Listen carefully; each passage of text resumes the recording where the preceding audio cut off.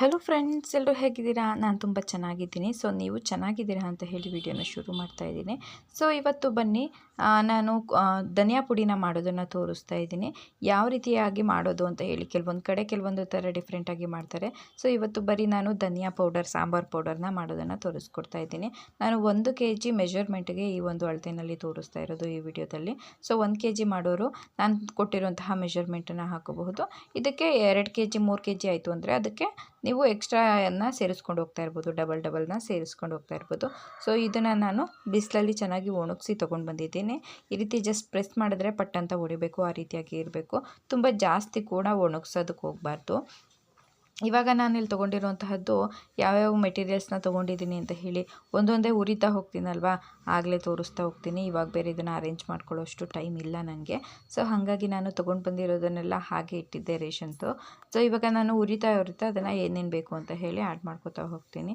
So ನೀವು ಮನೆಯಲ್ಲಿ 1 kgಗೆ ಆಗೋಷ್ಟು ಮಾಡೋದಾದರೆ ನಾನು ತೋರಿಸಿರೋ ಮೆಜರ್ಮೆಂಟಲ್ಲಿ ಆರಾಮಾಗಿ ಮಾಡ್ಕೋಬಹುದು. ನಾವು 1 kg ಧನಿಯಾ ಪುಡಿನ ಮಾಡೋದಕ್ಕೆ ಧನಿಯಾ ಕಾಳನ್ನ ತೊಗೊಂಡು ಬಂದರೆ ಏನಿಲ್ಲ ಅಂದ್ರೂ ಅದು ಒಂದು 3 kg ಅಷ್ಟಾಗುತ್ತೆ. ಯಾಕಂದರೆ ನಾವು ಮಿಕ್ಸ್ ಕಾಳುಗಳನ್ನ ಹಾಕ್ತೀವಲ್ವ, ಹಾಗಾಗಿ ಅದು ಒದಗ್ತಾ ಬರುತ್ತೆ. ಸೊ ಇವಾಗ ನೋಡ್ತಾ ಇದ್ದೀರಲ್ವ, ಇದಿಷ್ಟು ನಾನು ತೊಗೊಂಡಿದ್ದೀನಿ. ಇದನ್ನೆಲ್ಲ ಹುರ್ಕೋಬೇಕು, ಚೆನ್ನಾಗಿ ಹುರಿಬೇಕು. ಯಾವುದಕ್ಕೂ ಎಣ್ಣೆ ಹಾಕೋದಿಲ್ಲ ನಾನು, ಹಾಗೆ ಡ್ರೈ ರೋಸ್ಟ್ ಮಾಡ್ಕೋತಾ ಬರ್ತೀನಿ. ಇವಾಗ ಮೊದಲನೇದಾಗಿ ನಾನು ಒಂದು ಬಾಣಲೆ ಇಟ್ಟು ಸ್ವಲ್ಪ ಹೊತ್ತು ಕಾಯೋದಕ್ಕೆ ಬಿಟ್ಟಿದ್ದೀನಿ. ಈಗ ಈ ತೋರಿಸ್ತಾ ಇದ್ದೀನಲ್ವ, ಈ ಒಂದು ಅಳತೆ ಲೋಟದಲ್ಲಿ ನಾನು 1 ಕಪ್ ಆಗೋಷ್ಟು ಕಡಲೆಕಾಳನ್ನು ತೊಗೊಂಡಿದ್ದೀನಿ. ಆ ಕಪ್ಪೇ ಮೆಜರ್ಮೆಂಟು ನನಗೆ 1 kgಗೆ. ಆ ಕಪ್ಪಲ್ಲಿ ಎಲ್ಲದನ್ನು ಹಾಕ್ಕೊಂಡು ಬರ್ತೀನಿ. ಇನ್ನು ಮಸಾಲೆಗಳೇನಿರುತ್ತೆ ಅದನ್ನು ಸ್ವಲ್ಪ ಕಡಿಮೆ, ಒಂದು ಕಾಫಿ ಕಪ್ ಇರುತ್ತಲ್ವ, ಆ ಕಪ್ಪಲ್ಲಿ ಒಂದು ಅರ್ಧ ಮುಕ್ಕಾಲು ಕಪ್ ಅಳತೆನಲ್ಲಿ ಹಾಕ್ಕೊಂಡು ಬರ್ತೀನಿ. ಸೊ ಇವಾಗ ಇದನ್ನು ಚೆನ್ನಾಗಿ ರೋಸ್ಟ್ ಮಾಡಬೇಕು. ಅಂದರೆ ಕಡಲೆಕಾಳು ಪಟ ಅಂತ ಹೇಳಿ ಸಿಡಿಯುತ್ತಲ್ವ, ಹಾಗಾಗಿ ಅಲ್ಲಿವರೆಗೂ ಕೂಡ ನಾವು ಇದನ್ನು ಹುರ್ಕೋತಾ ಬರಬೇಕು. ಮೊದಲೆಲ್ಲ ನಮ್ಮ ಮನೆಯಲ್ಲಿ ಸಾಂಬಾರು ಪೌಡರ್ನ ಮಾಡ್ತೀವಿ ಅಂತಂದರೆ ನಾವು ವೆಯ್ಟ್ ಮಾಡ್ತಾಯಿದ್ವಿ. ಯಾಕಂದರೆ ಕಡಲೆಕಾಳು ಹುರಿದ್ಬಿಟ್ಟು ಬಕೆಟಲ್ಲಿ ಹಾಕಿಟ್ಟಿದ್ರೆ ಅದನ್ನೆಲ್ಲ ಹಾಯ್ಕೊಂಡು ತಿಂತಾಯಿದ್ವಿ. ಆಲ್ಮೋಸ್ಟ್ ಸಾಂಬಾರು ಪುಡಿ ಮಾಡೋಷ್ಟ್ರೊಳಗಡೆ ಒಂದು ಅರ್ಧ ನಾವು ಹಾಯ್ಕೊಂಡು ತಿಂದ್ಬಿಟ್ಟಿರ್ತಿದ್ವಿ ಅನಿಸುತ್ತೆ. ಅಷ್ಟೊಂದು ನಮ್ಮ ಅಮ್ಮ ಬಚ್ಚಿಟ್ಟರು ಕೂಡ ಹುಡ್ಕೊಂಡೋಗಿ ತಿನ್ಕೊಂಡು ಬರ್ತಿದ್ವಿ. ಇವಾಗ ನೋಡ್ತಾ ಇರ್ಬೋದು, ಪಟ ಅಂತ ಸಿಡಿತಾ ಇದೆ ಅಲ್ವಾ, ಈ ರೀತಿಯಾಗಿ ಓಪನ್ ಆಗಬೇಕು. ಮೇಲ್ ಸಿಪ್ಪೆ ಏನಿದೆ ಅದು ಓಪನ್ ಆಗಬೇಕು. ಅಲ್ಲಿವರೆಗೂ ನಾವು ಫ್ರೈ ಮಾಡ್ಕೋಬೇಕು. ಸಾಂಬಾರು ಪೌಡರ್ನ ಮಾಡಿಸೋವಾಗ ನಾವು ಚೆನ್ನಾಗಿ ಹದವಾಗಿ ಎಲ್ಲದನ್ನು ಹುರಿಯಿತು ಅಂತಂದರೆ ಸಾಂಬಾರು ಪೌಡರ್ ಚೆನ್ನಾಗೇ ಬರುತ್ತೆ. ಹಸಿ ಇತ್ತು ಅಂತಂದರೆ ಇಟ್ಟಿದ ಮೇಲೆ ಸ್ವಲ್ಪ ದಿನ ಆದಮೇಲೆ ಸ್ಮೆಲ್ ಬಂದುಬಿಡುತ್ತೆ. ಕಾಳಾಗಿರ್ಬೋದು ಅಥವಾ ಕರ್ಬೇವಿನ ಸೊಪ್ಪಾಗಿರ್ಬೋದು, ಇದನ್ನು ಯಾವುದನ್ನಾದ್ರೂ ನಾವು ಎಣ್ಣೆ ಹಾಕಿ ಹುರಿದ್ರೆ ತುಂಬ ದಿನ ಇಡುವಾಗ ಒಂಥರ ಮುಗ್ಗು ಸ್ಮೆಲ್ ಬಂದುಬಿಡುತ್ತೆ. ಸೊ ಹಾಗಾಗಿ ಯಾವುದಕ್ಕೂ ಎಣ್ಣೆನ ಬಳಸೋದು ಬೇಡ. ನಾನಿಲ್ಲಿ ಮಟನ್ ಸಾಂಬಾರು ಪೌಡರ್ ಅದೆಲ್ಲ ಡಿಫ್ರೆಂಟಾಗಿ ಮಾಡ್ತಾರೆ. ನಮ್ಮ ಮನೆಯಲ್ಲಿ ಹಾಗೆ ಮಾಡೋದಿಲ್ಲ. ಚಿಲ್ಲಿ ಪೌಡರ್ನ ಸಪ್ರೇಟಾಗಿ ಮಾಡಿಸ್ತೀವಿ, ಈ ರೀತಿ ಸಾಂಬಾರು ಪೌಡರ್ನ ಸಪ್ರೇಟಾಗಿ ಮಾಡಿಸ್ತೀವಿ. ಏನಾದರೂ ಮಟನ್ ಸಾಂಬಾರು ಆಗಿರ್ಬೋದು, ಅದಕ್ಕೆಲ್ಲ ನಾವು ಎರಡನ್ನೂ ಒಂದು ಅಳತೆನಲ್ಲಿ ಇಟ್ಕೋತೀವಿ.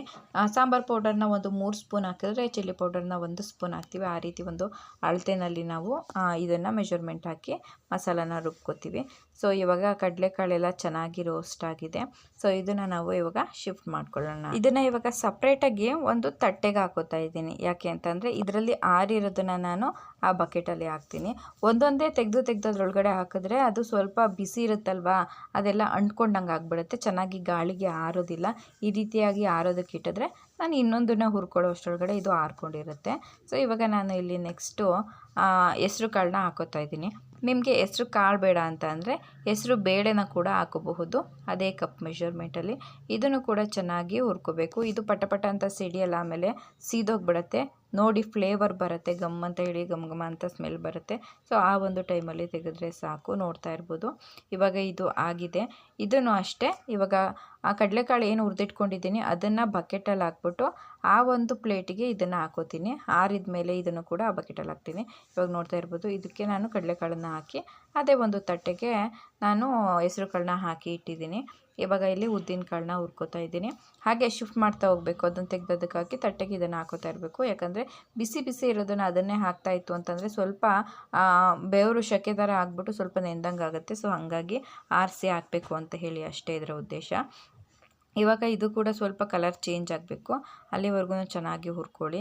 ಯಾವುದೇ ಒಂದು ಕಾಳಾಗಿರ್ಬೋದು, ಯಾವುದೇ ಒಂದು ಮಸಾಲೆ ಆಗಿರ್ಬೋದು, ಚೆನ್ನಾಗಿ ಹುರಿದಿಲ್ಲ ಅಂತಂದರೆ ಟೇಸ್ಟು ಹಸಿ ಸ್ಮೆಲ್ ಬರುತ್ತೆ, ಆಮೇಲೆ ಇಡೋದಕ್ಕೂ ಆಗೋದಿಲ್ಲ, ಬೇಗ ಹಾಳಾಗಿಬಿಡುತ್ತೆ. ಹಾಗಾಗಿ ನಾನು ಇದನ್ನು ಒಂದು 3 ತಿಂಗಳವರೆಗೂ ಇದರೊಳಗಡೆ ಯಾವುದೇ ರೀತಿ ಪದಾರ್ಥನೂ ಹಾಕಿ ಸ್ಟೋರ್ ಮಾಡ್ದೇ ಆರಾಮಾಗಿ ಇಟ್ಕೋತೀನಿ. ಇವಾಗ ಕಾಳು ಕೂಡ ಆಗಿದೆ. ಇಲ್ಲಿ ಹೆಸರು ಕಾಳನ್ನು ಈ ಬಾಕ್ಸ್ ಒಳಗಡೆ ಹಾಕಿ ಇನ್ನು ಉದ್ದಿನಬೇಳೆ ಏನಿದೆ ಇದನ್ನು ತಟ್ಟೆಗೆ ಹಾಕಿ ಎತ್ತಿಟ್ಕೋತಾ ಇದ್ದೀನಿ. ನೋಡ್ತಾ ಇರ್ಬೋದು. ಯಾರಾದರೂ ಸ್ಟೀಲ್ ಪಾತ್ರೆಗೂ ಹಾಕೋಬೋದಲ್ವ, ಅದರಲ್ಲಿ ಡೈರೆಕ್ಟಾಗಿ ಹಾಕ್ಬೋದಲ್ವ. ಇಲ್ಲ, ಒಣಗಿರೋದಕ್ಕೆ ಮತ್ತೆ ಬಿಸಿದಾಕಿದರೆ ಅದು ಎಲ್ಲ ಸ್ವಲ್ಪ ಶೆಕೆ ಆದಂಗಾಗಿ ನೀರಾಗಿಬಿಡುತ್ತೆ, ಹಾಗಾಗಿ ಅಷ್ಟೇ. ಇವಾಗ ಇದಕ್ಕೆ ನಾನು ಇಲ್ಲಿ ತೊಗರಿಬೇಳೆನ ಹಾಕೋತಾ ಇದ್ದೀನಿ. ಇದು ಕೂಡ ಒಂದು ಲೋಟ, ಒಂದು ಕಪ್ ಏನು ತೋರಿಸಿದ್ದೀನಿ ಮೆಜರ್ಮೆಂಟಲ್ಲಿ, ಆ ಒಂದು ಕಪ್ಪಲ್ಲಿ 1 ಲೋಟನ ಹಾಕಿದ್ದೀನಿ. ಇದನ್ನು ಕೂಡ ಇವಾಗ ಚೆನ್ನಾಗಿ ಹುರ್ಕೋಬೇಕು. ಇದು ಕಲರ್ ಚೇಂಜ್ ಆಗುತ್ತೆ, ಅಲ್ಲಿವರೆಗೂ ಹುರ್ಕೋಬೇಕು. ಮೊದಲೇ ಹೇಳಿರ್ತೀನಿ, ಉರಿಯೋದೇ ಮೋಸ್ಟ್ ಇಂಪಾರ್ಟೆಂಟು. ಇದರಲ್ಲಿ ಹುರಿದಿರೋ ಚೆನ್ನಾಗಿ ಬಂದಿಲ್ಲ ಅಂದರೆ ಸಾಂಬಾರು ಪುಡಿನೂ ಕೂಡ ಚೆನ್ನಾಗಿ ಬರೋದಿಲ್ಲ. ಇದರಲ್ಲೆಲ್ಲ ಚೆನ್ನಾಗಿ ಆರಾಮಾಗಿ ಉರಿಬಹುದು. ಸ್ವಲ್ಪನೂ ಬೇಜಾರಾಗಲ್ಲ ಅಂತಂದರೆ ಕರಿಬೇವಿನ ಸೊಪ್ಪು, ಅದು ಲಾಸ್ಟಲ್ಲಿ ಫೈನಲಾಗಿ ಎಲ್ಲ ಆದಮೇಲೆ ಹಾಕಿದ್ರೂ ಕೂಡ ನೀಟಾಗಿ ಪುಡಿ ಪುಡಿ ಆಗೋ ಥರ ಬರುತ್ತೆ. ನಿಂತ್ಕೊಂಡು ಉರಿಯೋಷ್ಟರೊಳಗಡೆ ತುಂಬಾ ಟೈಮ್ ಆಗುತ್ತೆ, ಆದರೆ ಪೇಷನ್ಸ್ ಇರಬೇಕು. ನಾವು ಅಷ್ಟೊಂದು ದುಡ್ಡೆಲ್ಲ ಖರ್ಚು ಮಾಡಿರ್ತೀವಲ್ವ, ಒಂದೇನಾದರೂ ಸರಿಯಾಗಿ ಉರಿದೇನೆ ಹಾಳಾಯಿತು ಅಂತಂದರೆ ಹಾಳಾಗಿ ಹೋಗ್ಬಿಡುತ್ತೆ, ಹಾಗಾಗಿ ಅಷ್ಟೇ. ಸೊ ಇದನ್ನು ಕೂಡ ನೀಟಾಗಿ ಕಲರ್ ಚೇಂಜ್ ಆಗೋವರೆಗೂ ಹುರ್ಕೊಳ್ಳೋಣ ಬನ್ನಿ. ಸೊ ನೋಡ್ತಾ ಇರ್ಬೋದು, ಇವಾಗ ಇದು ಕೂಡ ಕಲರ್ ಚೇಂಜ್ ಆಗಿದೆ. ಇವಾಗ ಇದನ್ನು ಪ್ಲೇಟಿಗೆ ಶಿಫ್ಟ್ ಮಾಡ್ಕೊಂಬಿಡೋಣ. ಇವಾಗ ಇಲ್ಲಿ ನಾನು ಉದ್ದಿನ ಬೇಳೆನ ಹಾಕಿ ಈ ಪ್ಲೇಟಿಗೆ ತೊಗೊಂಡಿರೋಂತಹ ತೊಗರಿ ಬೇಳೆನ ಹಾಕೋತಾ ಇದ್ದೀನಿ. ಸೊ ಏನಂತಂದರೆ ಆರಬೇಕಲ್ವ, ಅದೊಂದೇ ರೀಸನ್ನು ಅಷ್ಟೇ. ಇಲ್ಲ ಅಂದಿದ್ರೆ ಒಂದೇನಾದರೂ ಆಗಿತ್ತು ಅಂದರೆ ಅದರೊಳಗಡೆ ಹಾಕೊಂಡ್ಬಿಡ್ಬೋದಾಗಿತ್ತು. ಸೊ ಇವಾಗ ನೆಕ್ಸ್ಟು ಏನು ಮಾಡಬೇಕು ಅಂತಂದರೆ ಬೇರೆ ಒಂದು ಇಂಗ್ರೀಡಿಯೆಂಟ್ಸ್ನ ಹುರ್ಕೋಬೇಕು. ನಾನಿವಾಗ ತೊಗೊಂಡಿರೋದು ಕಡಲೆಬೇಳೆ. ಸೊ ಕಡಲೆಕಾಳು, ಕಡಲೆಬೇಳೆ, ಕಡಲೆ ಮತ್ತು ತೊಗರಿಬೇಳೆ, ಹಾಗೆ ಉದ್ದಿನಬೇಳೆ, ಹೆಸರು ಕಾಳು ಅಥವಾ ಹೆಸರು ಬೇಳೆ, ಹಾಗೆ 1 ಕಪ್ಪು ಅಕ್ಕಿನೂ ಕೂಡ ತೊಗೋಬೇಕು. ಯಾಕಂದರೆ ಇದೆಲ್ಲ ಸಾಂಬಾರು ಪೌಡರ್ನ ಸ್ವಲ್ಪ ತಿಕ್ನೆಸ್ ಬರೋದಕ್ಕೆ ಹೆಲ್ಪ್ ಮಾಡುತ್ತೆ, ಹಾಗಾಗಿ. ಸೊ ಇವಾಗ ಕಡಲೆಬೇಳೆನ ಕೂಡ ಪಟ್ಟ ಅಂತ ಹೇಳಿ ಕೆಂಪಗಾಗೋವರೆಗೂ ಹುರ್ಕೋಬೇಕು ಬನ್ನಿ. ಈಗ ನೋಡ್ತಾ ಇರ್ಬೋದು, ಇದು ಕೂಡ ಹುರಿದಾಗಿದೆ. ಸೊ ಉರಿ ಎಲ್ಲ ಮೀಡಿಯಮ್ ಫ್ಲೇಮಲ್ಲಿ ನೋಡಿ ಇಟ್ಕೊಂಡು ನೀವು ಹುರ್ಕೋಬೇಕಾಗತ್ತೆ. ಉರಿಯೋದೆಲ್ಲ ಅವ್ರವ್ರಿಗೆ, ಕೆಲವೊಬ್ಬೊಬ್ಬರಿಗೆ ಗೊತ್ತಿರುತ್ತೆ, ಲೋ ಫ್ಲೇಮಲ್ಲಿ ಉರಿತಾರೆ ಅಥವಾ ಹೈ ಫ್ಲೇಮಲ್ಲಿ ಉರಿತಾರೆ. ಸೊ ಎಲ್ಲೂ ಕಪ್ಪಗಾಗಬಾರ್ದು, ಚೆನ್ನಾಗಿ ರೋಸ್ಟ್ ಆಗೋವರೆಗೂ ನಾವು ಹುರ್ಕೋತಾ ಹೋಗಬೇಕು. ಸೊ ಇವಾಗ ಬನ್ನಿ ಮತ್ತೆ ಯಾವುದೇ ಒಂದು ವಸ್ತುನ ಉರಿಬೇಕು ಅಂತ ಹೇಳಿ ನೋಡೋಣ. ಇವಾಗ ನಾನು ತೊಗರಿಬೇಳೆ ಶಿಫ್ಟ್ ಮಾಡಿ ಕಡಲೆಬೇಳೆನ ಇಲ್ಲಿ ಇವಾಗ ಹಾಕಿರೋವಂಥದ್ದು ನೋಡ್ತಾ ಇದ್ದೀರಲ್ವಾ. ಈ ರೀತಿಯಾಗಿ ಸ್ವಲ್ಪ ಅಂದರೆ ಎಲ್ಲ ತಟ್ಟೆಗೆಲ್ಲ ಹರಡೋ ಥರ ಮಾಡಿಟ್ಟಿದ್ದೀನಿ, ಚೆನ್ನಾಗಿ ಆರಿಕೊಡುತ್ತೆ ಅಂತ ಅಷ್ಟೇ. ಇವಾಗ ಕಡಲೆನ ಹುರ್ಕೊಳ್ಳೋಣ ಬನ್ನಿ. ಇದು ತುಂಬ ಟೈಮ್ ಏನು ತೊಗೊಳ್ಳೋದಿಲ್ಲ, ಸ್ವಲ್ಪ ಹೊತ್ತು ಅಷ್ಟೇ. ಅಂದರೆ ಏನಾದರೂ ಯಾವುದಾದ್ರೂ ಒಂದೊಂದು ಮೆತ್ತಗಿರುತ್ತಲ್ವ, ಹಾಗಾಗಿ ಸ್ವಲ್ಪ ಬಿಸಿ ಮಾಡಿದ್ರೆ ಎಲ್ಲ ಪುಡಿ ಪುಡಿ ಆಗೋದಕ್ಕೆ ಈಸಿ ಆಗುತ್ತೆ ಅಂತ ಅಷ್ಟೇ. ನೋಡ್ತಾ ಇರ್ಬೋದು, ಇವಾಗ ಕಡಲೆ ಕೂಡ ಆಗಿದೆ. ಸೊ ಇದನ್ನು ಕೂಡ ನಾವು ತಟ್ಟೆಗೆ ಶಿಫ್ಟ್ ಮಾಡ್ಕೊಳ್ಳೋಣ. ಇವಾಗ ಇಲ್ಲಿ ನಾನು ಕಡಲೆಬೇಳೆನ ಹಾಕಿ ಅದೇ ಒಂದು ತಟ್ಟೆಗೆ ನಾನು ಕಡಲೆನ ಆರೋದಕ್ಕೆ ಅಂತ ಹೇಳಿ ಎತ್ತಿಟ್ಕೋತೀನಿ. ಸೊ ಈ ಕಡೆ ಕಡಲೆ ಆರೋಷ್ಟರೊಳಗಡೆ ನಾವಲ್ಲಿ ಅಕ್ಕಿನ ಹುರ್ಕೋಬೇಕು. ಅಕ್ಕಿನ ನಾನು ಸ್ವಲ್ಪ ಸಿಡಿಯುತ್ತೆ ಅನ್ನೋದಕ್ಕೂ ಮುಂಚೆನೇ ತೆಗೆದುಬಿಡ್ತೀನಿ. ಕಲರ್ ಚೇಂಜ್ ಆಗುತ್ತೆ ಅಕ್ಕಿ ಹುರಿಯುವಾಗ, ಘಮ ಘಮ ಅಂತೇಳಿ ಸ್ಮೆಲ್ ಬರುತ್ತೆ. ಅಲ್ಲಿವರೆಗೂ ಹುರ್ಕೊಂಡ್ರೆ ಸಾಕು, ಬೇಗ ಕಪ್ಪಾಗುತ್ತೆ. ನೋಡಿ ಸ್ವಲ್ಪ ಹುಷಾರಾಗಿ ಅಕ್ಕಿನ ಹುರ್ಕೋಬೇಕಾಗತ್ತೆ. ನೋಡ್ತಾ ಇರ್ಬೋದು, ಇವಾಗ ಅಕ್ಕಿ ಕೂಡ ಕಲರ್ ಚೇಂಜ್ ಆಗಿದೆ. ಸೊ ಇಷ್ಟಾದರೆ ಸಾಕು, ಇದನ್ನು ಎತ್ತಿಟ್ಕೊಂಡ್ಬಿಡೋಣ. ಇವಾಗ ನಾನು ಮಸಾಲ ಪದಾರ್ಥಗಳಲ್ಲಿ ಕಾಳು ಮತ್ತು ಬೇಳೆ ಎಲ್ಲ ಇದೆಯಲ್ಲ, ಇದನ್ನೆಲ್ಲ ಆಲ್ಮೋಸ್ಟ್ ಹುರ್ಕೊಂಡಿರೋದಾಗಿದೆ. ಇವಾಗ ಏನಿದ್ರು ನಾನು ಮಸಾಲ ಐಟಮ್ಸ್ಗಳು ಜೀರಿಗೆ, ಚಕ್ಕೆ, ಲವಂಗ, ಮೆಣಸು ಇದನ್ನು ಹುರ್ಕೋಬೇಕು. ಸೊ ಇವಾಗ ಇಲ್ಲಿ ನಾನು ಕಡಲೆ ಏನು ಹುರಿದಿಟ್ಕೊಂಡಿದ್ದೆ ಅದನ್ನು ಎಲ್ಲ ಹಾಕಿ ಅಕ್ಕಿನ ತಟ್ಟೆಗೆ ಹಾಕಿ ಎತ್ತಿಟ್ಕೊತೀನಿ. ನೀವು ಜಾಸ್ತಿ ಹುರಿಯುತ್ತಿರ್ಬೇಕಾದ್ರೆ ಅಬ್ಸರ್ವ್ ಮಾಡಿ, 1 ಸಲ 2 ಸಲ ಹಾಕಿದ್ಮೇಲೆ ಅದು ಸ್ವಲ್ಪ ನೀರು ಅಂಶ ಬಿಟ್ಕೊಂಡ್ಬಿಡುತ್ತೆ, ಹಾಗಾಗಿ ಅಷ್ಟೇ. ನಿಮಗೆ ಯಾವ್ದು ಕನ್ವೀನಿಯೆಂಟ್ ಅನಿಸುತ್ತೆ ಅದನ್ನು ಕೂಡ ಮಾಡಬಹುದು.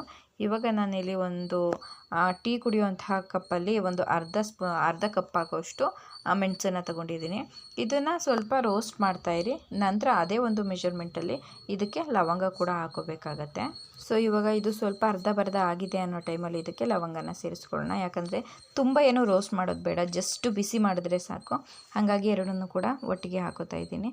ಚೆನ್ನಾಗಿ ಇದರಲ್ಲೂ ಕೂಡ ಫ್ಲೇವರ್ ಬರುತ್ತೆ, ಅಲ್ಲಿವರೆಗೂ ನೀವು ರೋಸ್ಟ್ ಮಾಡ್ಕೋತಾ ಇರಬೇಕು. ಮತ್ತು ಮೆಣಸು ಸಿಡಿಯುತ್ತಲ್ವ, ಆವಾಗ ಸೀದೋಗ್ಬಿಡುತ್ತೆ. ಜಸ್ಟ್ 1-2 ಪಟ ಅಂತ ಹೇಳಿ ಸೌಂಡ್ ಬಂದ ತಕ್ಷಣವೇ ನೀವು ಇದನ್ನು ಆರಾಮಾಗಿ ಎತ್ತಿಟ್ಕೋಬೋದು. ಸೊ ಇವಾಗ ಇದು ಆಗಿದೆ. ಇವಾಗ ನಾನು ಪ್ಲೇಟಲ್ಲಿ ಏನು ಅಕ್ಕಿನ ಇಟ್ಕೊಂಡಿದ್ದೆ ಅದನ್ನು ಇದಕ್ಕೆ ಸುರಿದ್ಬಿಟ್ಟು ಇದರಲ್ಲಿ ನಾನು ಮೆಣಸು ಮತ್ತು ಮಸಾಲೆಗಳನ್ನ ಏನು ಹುರ್ಕೋತೀನಿ ಅದನ್ನೆಲ್ಲ ಸಪ್ರೇಟಾಗಿ ಎತ್ತಿಟ್ಕೋತಾ ಬರ್ತೀನಿ. ಇವಾಗ ನೋಡ್ತಾ ಇರ್ಬೋದು, ಜಸ್ಟ್ ಇದನ್ನು ಒಂದು ಹಾಗೆ ಮಿಕ್ಸ್ ಕೊಟ್ಬಿಡ್ತೀನಿ. ಎಲ್ಲ ಹಾರ್ಕೊಂಡಿರುತ್ತಲ್ವ, ತಣ್ಣಗಾಗುತ್ತೆ. ಮತ್ತು ನಾವು ಯಾವುದನ್ನೇ ಆಗಲಿ, ಬಿಸಿ ಮಾಡಿರೋದಾಗಲಿ ಏನೇ ಆಗಲಿ, ಮಿಲ್ ಕೊಡಬೇಕಿದ್ರೆ ಸ್ವಲ್ಪ ಆಸೆನೇ ಕೊಡಬೇಕು, ಹಾಗೆ ಕೊಡಬಾರ್ದು. ಮತ್ತು ಮಿಲ್ಲಿಂದ ತಂದ ಮೇಲೂ ಕೂಡ ಅದನ್ನು ಕವರ್ ಓಪನ್ ಮಾಡಿ ಮತ್ತು ಚೀಲಗಳನ್ನ ಓಪನ್ ಮಾಡಿ ಇಡಬೇಕು. ಇಲ್ಲಾಂದರೆ ಶಕೆಗೆ ಬಿಡುತ್ತೆ, ಹಿಟ್ಟೆಲ್ಲ ಸ್ವಲ್ಪ ನೆಂದೋಗ್ಬಿಡುತ್ತೆ. ಹಾಗಾಗಿ ಇದು ಕೂಡ ಒಂದು ಟ್ರಿಕ್ಸ್. ಇದನ್ನು ಮೆಣಸು ಮತ್ತು ಲವಂಗನ ಇವಾಗ ನಾನು ಪ್ಲೇಟಲ್ಲಿಟ್ಟು ಸ್ವಲ್ಪ ಚಕ್ಕೆನ ಹುರ್ಕೋತಾ ಇದ್ದೀನಿ. ಇದು ಜಸ್ಟ್ ಬಿಸಿ ಮಾಡಿದ್ರೆ ಸಾಕು ಅಷ್ಟೇ. ಇದರಲ್ಲಿ ಒಂದು 100ರಿಂದ 150 ಗ್ರಾಮ್ ಆಗುವಷ್ಟು ಚಕ್ಕೆ ಇದೆ. ಇದನ್ನು ಕೂಡ ನಾನು ಹಾಗೆ ಜಸ್ಟ್ ಸ್ವಲ್ಪ ಬಿಸಿ ಆಗೋ ಥರ ಹೇಳಿ ಇದು ಮಾಡ್ಕೋತೀನಿ. ಚಕ್ಕೆನ ಮಿಲ್ಲಿ ಕೊಡುವಾಗ ಸ್ವಲ್ಪ ಜಸ್ಟ್ ಈ ಥರ ಚಿಕ್ಕದಾಗಿ ಮುರಿದ್ಬಿಟ್ಟು ಕೊಡಿ, ಇಲ್ಲ ಅಂತಂದರೆ ಕೆಲವೊಂದು ಸಿಕ್ಕಾಕೊಂಡ್ಬಿಡುತ್ತೆ, ಮಿಲ್ಲಲ್ಲಿ ಹೋಗೋದಿಲ್ಲ, ಅವ್ರಿಗೆ ಉಳ್ಕೊಂಡ್ಬಿಡುತ್ತೆ. ಹಾಗಾಗಿ ಅಷ್ಟೇ. ಇದನ್ನು ಇವಾಗ ಜಸ್ಟ್ ಬಿಸಿ ಮಾಡ್ಕೋತಾ ಇದ್ದೀನಿ. ಸೊ ನೋಡ್ತಾ ಇರ್ಬೋದು, ಇವಾಗ ಇದು ಕೂಡ ಬಿಸಿ ಆಗಿದೆ, ಇದರಲ್ಲೂ ಫ್ಲೇವರ್ ಬರ್ತೈತೆ. ಸೊ ಹಾಗಾಗಿ ಇದನ್ನು ತೆಗೆದು ನಾನು ಮೆಣಸು ಮತ್ತು ಲವಂಗನ ಏನಿಟ್ಟಿದ್ದೀನಿ ಅದೇ ಒಂದು ತಟ್ಟೆಗೆ ಹಾಕೋತಾ ಬರ್ತೀನಿ. ಮಸಾಲೆ ಎಲ್ಲ ಒಟ್ಟಿಗೆ ಅದರೊಳಗಡೆ ಮಿಕ್ಸ್ ಮಾಡಿಬಿಡೋಣ ಅಂತ ಹೇಳಿ ಹಾಗೆ ಒಂದಕ್ಕೆ ಆ್ಯಡ್ ಮಾಡ್ಕೋತಾ ಹೋಗ್ತಾಯಿದ್ದೀನಿ. ನೆಕ್ಸ್ಟ್ ಇವಾಗ ಇದು ಒಂದು ಪಲಾವ್ ಮಸಾಲದು ಪ್ಯಾಕೆಟು, 1 kgಗೆ 1 ಪ್ಯಾಕೆಟ್ ಹಾಕೋತಾ ಇದ್ದೀನಿ. ತುಂಬ ಚೆನ್ನಾಗಿ ಅನಿಸುತ್ತೆ, ಫ್ಲೇವರು ಚೆನ್ನಾಗಿರುತ್ತೆ, ಘಮ ಅಂತ ಸ್ಮೆಲ್ ಬರ್ತಾ ಇರುತ್ತೆ. ನಾವು ಈ ಪೌಡರ್ನ ಆಲ್ಮೋಸ್ಟ್ ಇವಾಗ ಟೊಮ್ಯಾಟೊ ಗೊಜ್ಜು ಮಾಡುವಾಗ ಯೂಸ್ ಮಾಡ್ತೀವಿ, ಮತ್ತು ಬಿರಿಯಾನಿ ಮಾಡುವಾಗ, ಪಲಾವ್ ಮಾಡುವಾಗ, ಇವಾಗೆಲ್ಲ ನಾವು ಪಲಾವ್ ಮಸಾಲ ಜೊತೆಗೆ ಧನಿಯಾ ಮೆಣಸಿನ್ಕಾಯಿ ಎಲ್ಲ ರೋಸ್ಟ್ ಮಾಡಿ ಹಾಕೋತೀವಲ್ವ, ಅದ್ರ ಬದಲಿಗೆ ಇದನ್ನು 1 ಸ್ಪೂನ್ ಹಾಕಿದ್ರೆ ಆರಾಮಾಗಿ ಟೇಸ್ಟ್ ಸೂಪರಾಗಿ ಬರುತ್ತೆ. ಬೇಕಿದ್ರೆ ಟ್ರೈ ಮಾಡಿ ನೋಡಿ ಒಂದ್ಸಲ.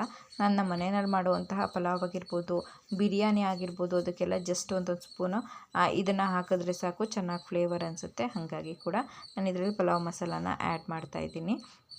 ಒಂದು 10 ರೂಪೀಸ್ ಒಂದು ಪ್ಯಾಕೆಟ್ ಹಾಕಿದ್ರೆ ಸಾಕು, ತೀರಾ ಜಾಸ್ತಿ ಆದರೆ ಒಳ್ಳೆ ಪಲಾವ್ ಮಸಾಲಾನೇ ಅಂತ ಫೀಲ್ ಬರುತ್ತೆ. ಹಾಗಾಗಿ ಜಸ್ಟ್ ಇದು 1 ಪ್ಯಾಕೆಟ್ ಹಾಕಿದ್ದೀನಿ. ಇದನ್ನು ಕೂಡ ಅದರಲ್ಲಿ ಆ್ಯಡ್ ಮಾಡ್ಕೋತಾ ಇದ್ದೀನಿ. ಇವಾಗ ಸ್ವಲ್ಪ ಜೀರಿಗೆ, ಅಂದರೆ ಇವಾಗ ನಾನು ಗಸಗಸೆ, ಇದನ್ನು ಕೂಡ 10 ರೂಪೀಸ್ದು ಪ್ಯಾಕೆಟು 2 ತೊಗೊಂಡಿದ್ದೀನಿ. ಇದನ್ನು ಜಸ್ಟು ಹಾಗೆ ಅಂದರೆ ಎಳ್ಳು ಬಿಸಿ ಮಾಡೋರಿಗೆ ಗೊತ್ತಿರುತ್ತಲ್ವ, ಜಸ್ಟ್ ಬಿಸಿನಲ್ಲೇ ಪಟ ಅಂತ ಹೇಳಿ ಸಿಡಿದು ಬಿಡುತ್ತೆ. ಹಾಗಾಗಿ ಇದನ್ನು ಕೂಡ ನಾವು ಬೇಗನೆ ರೋಸ್ಟ್ ಮಾಡ್ಕೋಬೇಕು. ಉರಿ ಜಾಸ್ತಿ ಇಟ್ಕೊಳ್ಳೋದು ಬೇಡ, ಗಸಗಸೆಗೆ ಕಡಿಮೆ ಇರಲಿ. ನೋಡ್ತಾ ಇರ್ಬೋದು, ನಾನು ಫ್ಲೇಮನ್ನ ಕಡಿಮೆ ಮಾಡಿಟ್ಟಿದ್ದೀನಿ. ಇದನ್ನು ಜಸ್ಟ್ ಹಾಗೆ ಸ್ವಲ್ಪ ಕೆಂಪಾಗ್ತಾಯಿದೆ ಅನ್ನೋವಾಗ ತೆಗೆದು ಬಿಡಬೇಕು. ಗಸಗಸೆ ಒಂಥರ ಹೆಲ್ದಿಯಾಗೂ ಇರುತ್ತೆ, ಮತ್ತು ಘಮ ಅಂತ ಹೇಳಿ ಸ್ಮೆಲ್ ಬರ್ತಾ ಇರುತ್ತೆ. ಸಾಂಬಾರು ಪೌಡರ್ ಅಂತ ಅಂದರೆ ಗಮ್ ಅಂತ ಇರಬೇಕು, ನಾವು ಮುಚ್ಚಳನ ತೆಗೆದ ತಕ್ಷಣ ಗಮ್ ಅಂತ ಇರಬೇಕು, ಆಗ ಸಾಂಬಾರು ಪೌಡರ್ ತುಂಬ ಟೇಸ್ಟಿಯಾಗಿದೆ ಅಂತ ಹೇಳಿ ಒಂದು ಫೀಲ್ ಬರುತ್ತೆ. ಕೆಲವೊಂದು ಥರ ಮಾಡ್ತಾರೆ, ಕೆಲವೊಬ್ಬರು ಆಯಿಲ್ ಹಾಕಿ ರೋಸ್ಟ್ ಮಾಡ್ತಾರೆ, ಕೆಲವೊಬ್ಬರು ಡ್ರೈ ರೋಸ್ಟ್ ಮಾಡ್ತಾರೆ. ನಾವು ಯಾವಾಗಲೂ ಅಷ್ಟೇ ನಮ್ಮ ಮನೆಯಲ್ಲಿ ಡ್ರೈ ರೋಸ್ಟೇ ಮಾಡೋದು. ಅತ್ತೆ ಮನೆಯಲ್ಲಿ ಚಿಲ್ಲಿ ಪೌಡರ್ ಮತ್ತು ಸಾಂಬಾರು ಪೌಡರ್ 2 ಕೂಡ ಒಟ್ಟಿಗೆ ಮಾಡಿಸ್ತಾರೆ. ನಮ್ಮ ಮನೆಯಲ್ಲಿ ನಾವು ಅಂದರೆ ಅಮ್ಮನ ಮನೆಯಲ್ಲಿ ಈ ರೀತಿ ಸಪ್ರೇಟ್ ಮಾಡಿಸ್ತಾ ಇದ್ವಿ. ಇದನ್ನು ಕೂಡ ಇವಾಗ ಇಲ್ಲಿ ಬಾಣಲಿನಲ್ಲಿ ಶಿಫ್ಟ್ ಮಾಡ್ತಾಯಿದ್ದೀನಿ. ಇವಾಗ ಜಸ್ಟು ಒಂದು 10 ರೂಪೀಸ್ ಒಂದು ಪ್ಯಾಕೆಟು, ಇದರಲ್ಲಿ ಮೆಂತ್ಯನ ಹಾಕ್ತಾಯಿದ್ದೀನಿ. ನಾನು ಅದಕ್ಕೆ 1 kg ಅಳತೆಯಲ್ಲಿ ಜಸ್ಟ್ ಯಾವ್ಯಾವ ಥರ ಎಷ್ಟೆಷ್ಟು ತೊಗೊಂಡಿದ್ದೀನಿ ಅಂತ ಹೇಳ್ತಾ ಇದ್ದೀನಿ. ನಿಮಗೂ ಕೂಡ ತೊಗೊಂಡು ಬಂದು ಮೆಜರ್ಮೆಂಟಲ್ಲಿ ಹಾಕೋದಕ್ಕೆ ಈಸಿ ಆಗಲಿ ಅಂತ ಹೇಳಿ. ಸೊ ಇದು 1 ಪ್ಯಾಕೆಟ್ ತೊಗೊಂಡಿರೋದು ಮೆಂತ್ಯ. ಇದನ್ನು ಕೂಡ ಚೆನ್ನಾಗಿ ಸ್ಮೆಲ್ ಬರೋವರೆಗೂ ಹುರಿರಿ. ಗಮ್ ಅಂತ ಸ್ಮೆಲ್ ಬರ್ತಾ ಇದೆ ಅಂದಾಗ ಇದನ್ನು ಕೂಡ ಆ ಒಂದು ಪ್ಲೇಟಲ್ಲೇ ಶಿಫ್ಟ್ ಮಾಡ್ಕೋತಾ ಬನ್ನಿ. ಈಗ ನೋಡ್ಬೋದು, ಇದ್ರದ್ದು ಕಲರ್ ಎಲ್ಲ ಚೇಂಜ್ ಆಗಿದೆ, ಇದು ಸಿಡಿಯುತ್ತೆ. ಅಷ್ಟರಲ್ಲಿ ಇದನ್ನು ತೆಗೆದ್ರೆ ಸಾಕು. ಮೆಂತ್ಯ ಏನಾದರೂ ಸೀದೋಯ್ತು ಅಂತಂದರೆ ಇಡೀ ಪೂರ್ತಿ ಸಾಂಬಾರು ಪೌಡರ್ ಕಹಿ ಒಂಥರ ಸ್ಮೆಲ್ ಬಂದುಬಿಡುತ್ತೆ. ಹಾಗಾಗಿ ಇವಾಗ ನಾನು ಮೊದಲು ಅಕ್ಕಿ ಮತ್ತು ಬೇಳೆ ಎಲ್ಲ ತೊಗೊಂಡಿದ್ದೀನಲ್ವ, ಆ ಮೆಜರ್ಮೆಂಟ್ ಕಪ್ಪಲ್ಲಿ 3/4 ಕಪ್ ಆಗುವಷ್ಟು ನಾನು ಇಲ್ಲಿ ಜೀರಿಗೆನ ತೊಗೊಂಡಿರೋದು. ಇದನ್ನು ಕೂಡ ಚೆನ್ನಾಗಿ ರೋಸ್ಟ್ ಮಾಡ್ಕೊಳ್ಳೋಣ. ಸೊ ನೋಡ್ತಾ ಇರ್ಬೋದು, ಇವಾಗ ಜೀರಿಗೆ ಕೂಡ ಹುರಿದಿದ್ದಾಗಿದೆ. ಇದನ್ನು ಆ ತಟ್ಟೆಗೆ ಶಿಫ್ಟ್ ಮಾಡ್ಕೊಳ್ಳೋಣ. ನೀವು ಅರಿಶಿನ ಕೊನೆ ಕೂಡ ಹಾಕ್ಕೋಬೋದು, ಅಥವಾ ಅರಿಶಿನ ಕೂಡ ಹಾಕೋಬಹುದು. ನಾನು ಲಾಸ್ಟ್ ಟೈಮ್ ಮಾಡಿದಾಗ ಅರಿಶಿನದ ಕೊಂಬನ್ನ ಹಾಕ್ಕೊಂಡಿದ್ದೆ. ಈ ಸಲ ನಾನು ಮಾಮೂಲಿ ಟೀ ಪೌಡರ್ ಕಪ್ ಏನಿದೆ ಅದರಲ್ಲಿ 3/4 ಕಪ್ ಆಗೋಷ್ಟು ಅರಿಶಿನ ಪುಡಿನ ತೊಗೊಂಡಿದ್ದೀನಿ. ಇದು ಕೂಡ ಅಂದರೆ ಅಂಗಡಿನಲ್ಲಿ ತಂದಿರೋವಂತಹದ್ದೇ. ಕುಟ್ಟಿ ಹಾಕ್ತೀವಲ್ವ ಅರಿಶಿನದ ಕೊಂಬು, ಅದಕ್ಕಿಂತ ಇದು ಬೆಟರ್ ಅಂತ ಅನ್ನಿಸ್ತು. 2 ಕೂಡ ಚೆನ್ನಾಗಿರುತ್ತೆ. ಹಾಗಾಗಿ ನಾನು ಈ ಸಲ ಪೌಡರ್ನೇ ಯೂಸ್ ಮಾಡ್ತಾಯಿದ್ದೀನಿ. ನಾನು ಕೂಡ ಅರಿಶಿನದ ಕೊಂಬನ್ನೆಲ್ಲ ಹಾಕಿದ್ದೀನಿ. ಈ ಸಲ ಅದನ್ನು ಬದಲಿಗೆ ಈ ಥರ ಪೌಡರ್ನೇ ಹಾಕ್ತಾಯಿದ್ದೀನಿ ಅಷ್ಟೇ. ಇದನ್ನು ಹಾಗೆ ಸ್ವಲ್ಪ ಜಸ್ಟ್ ರೋಸ್ಟ್ ಮಾಡಿಬಿಟ್ಟು ಅದರೊಳಗಡೆ ಹಾಕೋಬೋದು. ಈಗ ಅರಿಶಿನ ಕೂಡ ಹುರಿದಿದ್ದಾಯಿತು. ತುಂಬ ಹೊತ್ತೇನಿಡಲ್ಲ, ಜಸ್ಟ್ 1 ಮಿನಿಟ್ ಅಷ್ಟೇ ಸಾಕು, ಯಾಕಂದರೆ ಬಾಣಲಿ ಎಲ್ಲ ಕಾಯ್ತಿರುತ್ತೆ. ಈಗ ಇದೇ ಒಂದು ಬಾಣಲಿನಲ್ಲಿ ನಾನು ಕರಿಬೇವಿನ ಸೊಪ್ಪನ್ನು ಹಾಕಿದ್ದೀನಿ. ಇದನ್ನು ಕೂಡ ಚೆನ್ನಾಗಿ ಪುಡಿ ಆಗೋವರೆಗೂ ರೋಸ್ಟ್ ಮಾಡ್ಕೋಬೇಕು. ಕರಿಬೇವಿನ ಸೊಪ್ಪೆ ಒಂದು ಒಳ್ಳೆ ಗಮ್ ಅಂತ ಹೇಳಿ ಸ್ಮೆಲ್ ಕೊಡೋದು ಸಾಂಬಾರು ಪೌಡರ್ಗೆ. ಇದು ಚೆನ್ನಾಗಿ ಪುಡಿ ಆಗೋವರೆಗೂ ಚೆನ್ನಾಗಿ ರೋಸ್ಟ್ ಮಾಡ್ಕೋತಾ ಬನ್ನಿ. ಎಣ್ಣೆ ಏನೂ ಹಾಕೋದಕ್ಕೆ ಹೋಗಬೇಡಿ, ಹಾಗೆ ಡ್ರೈ ರೋಸ್ಟ್ ಮಾಡಿ. ಈಗ ನೋಡ್ತಾ ಇರ್ಬೋದು ನೀವು, ಇದೆಲ್ಲ ಚೆನ್ನಾಗಿ ರೋಸ್ಟ್ ಆಗಿದೆ. ಜಸ್ಟ್ ಕೈಯಲ್ಲಿ ಒಂದ್ಸಲ ಹೆಂಗಂದರೆ ಪುಡಿ ಪುಡಿ ಆಗಿಬಿಡುತ್ತೆ. ಇಷ್ಟ ಆಗಿದ್ರೆ ಸಾಕು. ಇದನ್ನು ಇವಾಗ ಎತ್ತಿಟ್ಕೊಂಡು ನಾವು ಇದ್ರೊಳಗಡೆನೇ ತಟ್ಟೆ ಒಳಗಡೆನೇ ಹಾಕೋತಾ ಇದ್ದೀನಿ. ಸ್ವಲ್ಪ ಆರುತ್ತೆ. ಅಷ್ಟರಲ್ಲಿ ಇದನ್ನು ನಾವು ಆರೋದಕ್ಕೆ ಬಿಟ್ಟು ಧನಿಯಾ ಪುಡಿನ ಹುರ್ಕೋಬೇಕು. ನೋಡ್ತಾ ಇರ್ಬೋದು ಇವಾಗ ಆರಿದ್ದೆಲ್ಲ ಆಗಿದೆ. ಅದನ್ನು ಇದರೊಳಗಡೆ ಆ್ಯಡ್ ಮಾಡ್ತಾಯಿದ್ದೀನಿ. ಸೊ ನೀಟಾಗಿ ಒಂದು ಮಿಕ್ಸ್ ಮಾಡಿಬಿಡ್ತೀನಿ. ಹಾಗೆಯೇ ಚೆನ್ನಾಗಿ ಮಿಕ್ಸ್ ಮಾಡಿ ನಂತರ ಧನಿಯಾ ಬೀಜನ ಹುರಿಬೇಕು. ಧನಿಯಾನು ಅಷ್ಟೇ ಜಾಸ್ತಿ ಹುರಿಬಾರ್ದು, ಜಸ್ಟ್ ಬಿಸಿ ಆದರೆ ಸಾಕು. ತುಂಬ ಜಾಸ್ತಿ ಹುರಿದ್ರೆ ಸೀದೋಗಿರೋ ಥರ ಕರಕಲು ಥರ ಧನಿಯಾ ಪುಡಿದು ಟೇಸ್ಟ್ ಬಂದುಬಿಡುತ್ತೆ. ಹಾಗಾಗಿ ಅಷ್ಟೇ. ಇದನ್ನು ಇವಾಗ ಜಸ್ಟು ಹಾಗೆ ಬಿಸಿ ಮಾಡಿದ್ರೆ ಸಾಕು. ಬಾಣಲಿ ಎಲ್ಲ ಕಾಯ್ದಿರುತ್ತಲ್ವ, ಹಾಗಾಗಿ ನಮ್ಮ ಮನೆಯಲ್ಲೆಲ್ಲ ಏನು ಮಾಡ್ತಿದ್ರು ಅಂತಂದರೆ ದೊಡ್ಡ ತಪ್ಪಲೆನ ಇಟ್ಬಿಟ್ಟು ಇದೆಲ್ಲನೂ ಸಪ್ರೇಟಾಗಿ ಬಾಣಲಿನಲ್ಲಿ ಹುರ್ಕೊಂಡು ಧನಿಯಾನ ಒಲೆನಲ್ಲಲ್ವ ಮಾಡ್ತಾಯಿದ್ದಿದ್ದು. ಅದೇ ಒಲೆ ಮೇಲೆ ಧನಿಯಾ ಕಾಳನ್ನು ಇಟ್ಟು ಒಂದೆರಡು ಸಲ ಹಾಗೆ ಮಿಕ್ಸ್ ಮಾಡಿಬಿಟ್ಟು ಆಮೇಲೆ ಹುರಿದಿರೋದನ್ನೆಲ್ಲ ಅದರೊಳಗಡೆ ಧನಿಯಾದೊಳಗಡೆ ಹಾಕಿ ಆ ತಪ್ಪಲಿನ ಜಸ್ಟು ಒಲೆಯೆಲ್ಲ ಹುರಿದಿದ್ದೆಲ್ಲ ಆದಮೇಲೆ ಜಸ್ಟ್ ಕೆಂಡ ಇರುತ್ತಲ್ವ ಅದ್ರ ಮೇಲೆ ಹಾಗೆ ಇಟ್ಟಿರೋರು. ಒಲೆ ಕಾವಿಗೆ ಹಾಗೆ ಬಿಸಿ ಆಗುತ್ತೆ ಅಂತ ಹೇಳಿ. ಇವಾಗ ಇಲ್ಲಿ ಒಲೆ ಎಲ್ಲ ಇಲ್ವಲ್ಲ, ನಾವು ಗ್ಯಾಸ್ ಸ್ಟವ್ ಮೇಲೆ ಮಾಡೋದ್ರಿಂದ ಜಸ್ಟ್ ಹಾಗೆ ಬಿಸಿ ಮಾಡಿ ಹಾಕೋತಾ ಇದ್ದೀನಿ. ಈಗ ಹುರಿದಿದ್ದೆಲ್ಲ ಆಯಿತು. ನೋಡ್ತಾ ಇರ್ಬೋದು ಎಲ್ಲದನ್ನು ಕೂಡ ಇವಾಗ ಹಾಕ್ಕೊಂಡಿದ್ದೀನಿ. ಫೈನಲ್ ಲಾಸ್ಟ್ ಸ್ವಲ್ಪ ಇತ್ತು, ಅದನ್ನು ಕೂಡ ನಾನು ವಿಡಿಯೋ ಕ್ಲಿಪ್ಪಿಂಗ್ ಆ್ಯಡ್ ಮಾಡ್ತೆ. ಇವಾಗ ಚೆನ್ನಾಗಿದೆನ ಮಿಕ್ಸ್ ಮಾಡೋಣ. ಸೊ ಮಿಕ್ಸ್ ಮಾಡಿ ಆರಿಸಿ ಹಾಕಬೇಕು. ಮುಂಚೆನೇ ಹೇಳಿದ್ದೀನಿ ನಾನು, ಬಿಸಿ ಇರೋದನ್ನು ಹಾಕೋದಕ್ಕೆ ಹೋಗ್ಬೇಡಿ, ಆರಿಸಿ ಹಾಕಬೇಕು. ಅದಾದಮೇಲೆ ಈ ರೀತಿಯಾಗಿ ಮಿಕ್ಸ್ ಮಾಡಿ ಸ್ವಲ್ಪ ಹೊತ್ತು ಇದು ಪೂರ್ತಿ ಫುಲ್ ಕೂಲ್ ಆಗೋವರೆಗೂ ಹಾಗೆ ಬಿಟ್ಬಿಡಿ. ಆಮೇಲೆ ನೀವು ಮಿಲ್ಲಿಗೆ ಕೊಟ್ಟು ಮಿಲ್ ಮಾಡಿಸ್ಕೋಬಹುದು. ಚೆನ್ನಾಗಿರುತ್ತೆ. ತುಂಬ ತರಿಯಾಗಿ ತುಂಬ ನುಣುಪಾಗಿ ಮಾಡಿಸೋದಕ್ಕೆ ಹೋಗಬೇಡಿ, ಒಂದು ಮೀಡಿಯಮ್ ಆಗಿರಲಿ. ಯಾಕಂದರೆ ಜಾಸ್ತಿ ನುಣುಪಾಯಿತು ಅಂತಂದರೆ ಇದು ಸೊಪ್ಪು ಅಂದರೆ ಇದೆಲ್ಲ ಇರುತ್ತಲ್ವ ಅದೆಲ್ಲ ಹಾಗೆ ಹೋಗ್ಬಿಡುತ್ತೆ. ಜಸ್ಟ್ ನಾವು ರಾಗಿ ಹಿಟ್ಟನ್ನು ಹೇಗೆ ಮಾಡಿಸ್ತೀವಿ ಆ ಒಂದು ಇದರಲ್ಲಿ ಮಾಡಿಸಿದ್ರೆ ಸಾಕು, ಚೆನ್ನಾಗಾಗುತ್ತೆ. ಸೊ ಇವಾಗ ನಾನು ಇದನ್ನು ಆರೋದಕ್ಕೆ ಬಿಟ್ಟು ಆಮೇಲೆ ಕೊಟ್ಟು ಕಳಿಸ್ತೀನಿ. ನೋಡ್ತಾ ಇರ್ಬೋದು 1 kg ಧನಿಯಕ್ಕೆ ಏನಿಲ್ಲ ಅಂತಂದರೂ ಕೂಡ ಒಂದು 3 kg ಅಷ್ಟು ಆಗುತ್ತೆ. ಆರಾಮಾಗಿ ಒಂದು 4-4.5 ತಿಂಗಳವರೆಗೂ ನಾವು ಇದನ್ನು ಬಳಸ್ಕೋಬಹುದು. ನಿಜವಾಗ್ಲೂ ನಾನು ಇದರೊಳಗಡೆ ಯಾವುದೇ ಒಂದು ಎಲೆ ಆಗಿರ್ಬೋದು, ಹಿಂಗಾಗಿರ್ಬೋದು, ಮೆಣಸಿನ್ಕಾಯಿ ಏನೂ ಹಾಕಿಡಲ್ಲ. ಅಷ್ಟೇ ಚೆನ್ನಾಗಿರುತ್ತೆ, ಫುಲ್ ಖಾಲಿ ಆಗೋವರೆಗೂ ಅಷ್ಟೇ. ಇವಾಗ ಮಿಲ್ಲೆಲ್ಲ ಮಾಡಿಸ್ಕೊಂಡು ಬಂದಿದ್ದಾಯಿತು. ನನ್ನ ಹಸ್ಬೆಂಡ್ ಮಾಡಿಸ್ಕೊಂಡು ಬಂದರು. ಸೊ ಅದರಲ್ಲಿ ಈ ರೀತಿಯಾಗಿ ಅಕ್ಕಿ ಹಾಕಿದ್ದಾರೆ. ಯಾಕಂದರೆ ಹಿಟ್ಟು ಅದರೊಳಗಡೆ ಉಳ್ಕೊಂಡ್ಬಿಡುತ್ತಲ್ವ. ಎಲ್ಲ ಮಿಲ್ಲೆಲ್ಲ ಆದಮೇಲೆ ಅದ್ರ ಮೇಲೆ ಜಸ್ಟು ಅಂದರೆ ಬ್ಲೇಡನ್ನು ಸಾಫ್ಟ್ ಮಾಡಿರಲ್ಲ, ರಫ್ ಮಾಡಿಬಿಟ್ಟು ಈ ರೀತಿ ಅಕ್ಕಿ ಹಾಕ್ತಾರೆ. ಅದೆಲ್ಲ ಒಳಗಡೆ ಉಳಿದಿರೋಂತಹ ಹಿಟ್ಟೇನಿರುತ್ತೆ ಅದೆಲ್ಲ ಬರುತ್ತೆ ಅಂತ ಹೇಳಿ ಈ ರೀತಿ ಜರಡಿ ಹಿಡಿದಾಗ ಅಕ್ಕಿ ಎಲ್ಲ ಉಳ್ಕೊಳ್ಳುತ್ತೆ. ಚೆನ್ನಾಗಿ ನೀಟಾಗಿ ಹಿಟ್ಟು ಅವರಿಗೆ ಉಳ್ಕೊಳ್ತೇನೆ ನಮಗೆ ಎಲ್ಲ ಪೂರ್ತಿ ಹಿಟ್ಟು ಬರುತ್ತೆ ಅನ್ನೋ ಒಂದೇ ಒಂದು ರೀಸನ್ಗೋಸ್ಕರ ಅಷ್ಟೇ. ಫೈನಲಾಗಿ ಇವಾಗ ನಮ್ಮ ಮನೆಯಲ್ಲಿ ಒಂದು 4ರಿಂದ 4.5 ತಿಂಗಳಿಗಾಗುವಷ್ಟು ಧನಿಯಾ ಪೌಡರ್ನ ನಾನು ಮಾಡಿ ಇಟ್ಕೊಂಡಿದ್ದೀನಿ. ನಿಮಗೂ ಕೂಡ ಈ ಒಂದು ರೆಸಿಪಿ ಬೇಕು ಅಂತ ಅಂದರೆ ನೀವು ಈ ವಿಡಿಯೋ ಮೆಷರ್ಮೆಂಟ್ ಪ್ರಕಾರನೇ ಮಾಡ್ಕೊಳ್ಳಿ, ತುಂಬ ಚೆನ್ನಾಗಿ ಟೇಸ್ಟ್ ಬರುತ್ತೆ. ಹಾಗೆ ವಿಡಿಯೋ ಇಷ್ಟ ಆಯಿತು ಅಂತಂದರೆ ಸಬ್ಸ್ಕ್ರೈಬ್ ಮಾಡಿಕೊಂಡು ಶೇರ್ ಮಾಡಿ ನಿಮ್ಮ ಫ್ರೆಂಡ್ಸ್ ಮತ್ತು ಫ್ಯಾಮಿಲೀಸ್ ಅವ್ರಿಗೂ ಕೂಡ. ನಾನು ಏನಾದರೂ ಮಾಡಿರೋದ್ರಲ್ಲಿ ನೀವು ಮಾಡೋದ್ರಲ್ಲಿ ಮಿಸ್ಟೇಕ್ ಇತ್ತು ಅಂತಂದರೆ, ಚೇಂಜಸ್ ಇತ್ತು ಅಂತಂದರೆ ಹೇಳ್ಬಹುದು. ನೆಕ್ಸ್ಟ್ ನಾನು ಅದನ್ನು ತಿದ್ಕೋತೀನಿ. ಆಲ್ಮೋಸ್ಟ್ ನಮ್ಮ ಮನೆಯಲ್ಲಿ ಇದೇ ಥರ ಮಾಡೋದ್ರಿಂದ ನನಗೆ ಇದು ಅಭ್ಯಾಸ ಆಗೋಗ್ಬಿಟ್ಟಿದೆ. ಚೆನ್ನಾಗಿ ಫ್ಲೇವರ್ ಕೂಡ ಗಮ್ ಅಂತ ಹೇಳಿ ಬರ್ತಾಯಿತ್ತು. ಫೈನಲಾಗಿ ಧನಿಯಾ ಪೌಡರ್ ರೆಡಿ ಆಯಿತು.